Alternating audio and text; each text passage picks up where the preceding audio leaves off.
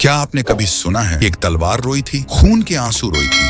Karbala में हुसैन का जिस्म शहीद हो गया, लेकिन उनकी अमानत जिंदा रही। जुल्फिकार, अली की निशानी और जुल्म के लिए कयामत। करबला रेत का एक तपता हुआ मैदान, आसमान जैसे गम में झुका हुआ। हवा में खामोशी नहीं बल्कि आने वाले कत्ल की सिसकियां तैर रही थीं। मुहर्रम की 10वीं सुबह थी। एक तरफ 72 भूखे प्यासे थके हुए चेहरे और दूसरी तरफ हजारों तलवारों की चमक, नेजों की नोक पर नफरत और दिलों में यजीद की अंधी इताअत। उन 72 में एक चेहरा ऐसा था जिसे देखकर फरिश्ते भी सिर झुका लेते थे। इमाम हुसैन इब्ने अली सल्लल्लाहु अलैहि वसल्लम नाना का दीन बचाने निकले थे, सिर देने को तैयार थे, लेकिन जालिम के आगे झुकने को तैयार नहीं थे। उनके हाथ में थी एक तलवार जो सिर्फ लोहे का टुकड़ा नहीं थी, वो थी जुल्फिकार, हजरत अली की अमानत, खैबर का डर, इंसाफ की पहचान और जुल्म के सीने में उतरने वाली बिजली। जब इमाम हुसैन सल्लल्लाहु अलैहि वसल्लम ने उसे थामा तो ऐसा लगा जैसे अली की बहादुरी फिर से जिंदा हो गई हो। एक एक करके साथी शहीद होते गए। अकबर,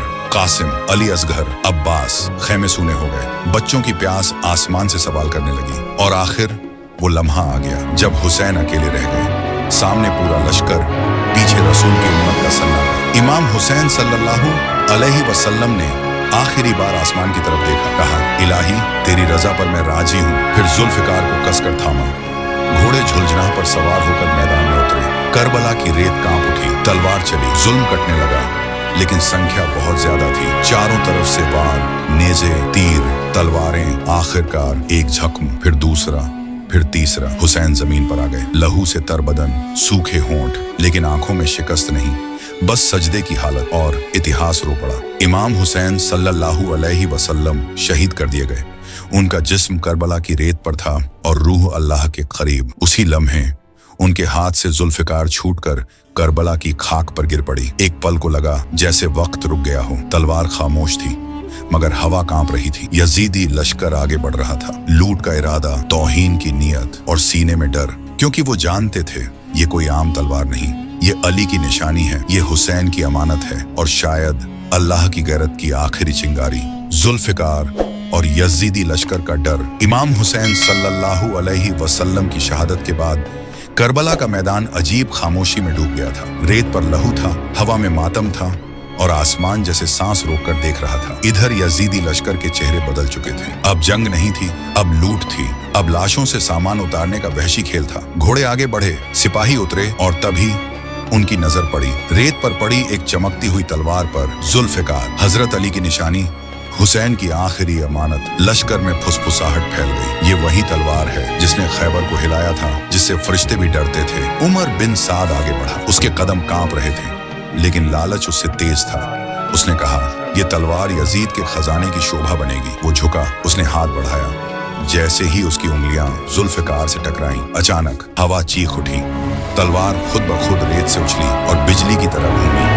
छन्नान! उमर बिन साद की कलाई कट गई। खून फव्वारे की तरह उछला। वो चीखता हुआ पीछे गिर पड़ा। पूरा लश्कर सन्न रह गया। ये जादू है, ये अली की तलवार है, हुसैन की रूह इसमें है। डर फैल गया, लेकिन जुल्म की फितरत कहाँ रुकती है। एक सिपाही आगे बढ़ा, फिर दूसरा, फिर तीसरा। हर कोई तलवार छूना चाहता था और हर बार जुल्फिकार खुद घूमती, कभी दाएं कभी बाएं, और जिसे छूती वो जमीन पर तड़पता गिर जाता। किसी की उंगलियां कटी, किसी की आंख, किसी का सीना फट गया। करबला की रेत फिर से लाल हो गई, लेकिन इस बार ये खून शहीदों का नहीं, जालिमों का था। लश्कर पीछे हट गया, कोई आगे आने को तैयार नहीं। सबकी आंखों में एक ही डर था, ये तलवार जिंदा है। उमर बिन साद कराहते हुए बोला, इसे हाथ मत लगाओ, ये अली की अमानत है, ये हुसैन का बदला ले रही है। सूरज डूबने लगा, अंधेरा उतरने लगा और जुल्फिकार अब भी रेत पर पड़ी थी, खामोश, लेकिन जैसे तूफान सो रहा हो। किसी को क्या पता था कि आने वाली रात करबला की सबसे रहस्यमयी रात बनने वाली है। वो रहस्यमयी रात और बीबी ज़ैनब का मैदान में आना। सूरज पूरी तरह डूब चुका था। करबला अंधेरे की चादर ओढ़ चुकी थी। चारों तरफ लाशें, टूटे हुए खैमे, रोते हुए बच्चे और जलते हुए दिल। यजीदी लश्कर दूर अपने डेरे में जमा था, लेकिन कोई सो नहीं पा रहा था। हर आंख में वही तलवार घूम रही थी। जुल्फिकार। अचानक करबला की खामोशी को चीरती हुई एक तेज चमक हुई। आसमान जैसे फट पड़ा हो। रेत पर पड़ी जुल्फिकार ने हल्की सी हरकत की, फिर दूसरी चमक, फिर तीसरी।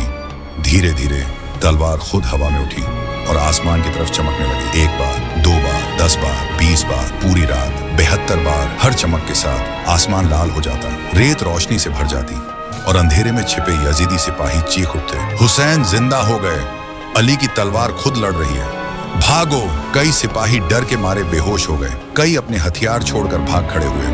उमर बिन साद कांपता हुआ बोला, ये कोई मामूली चीज नहीं, ये आसमान की निशानी है। रात कट गई, फज्र की सफेदी उभरने लगी और तब कैद किए गए अहले बैत के खैमे से कुछ परछाइयां निकली, थकी हुई, लहूलुहान, लेकिन सब्र की चट्टान बनी हुई। बीबी ज़ैनब रजी अल्लाह अन्हा आगे थी, रसूल की नवासी, अली की बेटी, हुसैन की बहन। उनकी नजर सीधे मैदान पर गई जहां भाई का जिस्म पड़ा था और वहीं रेत पर जुल्फिकार।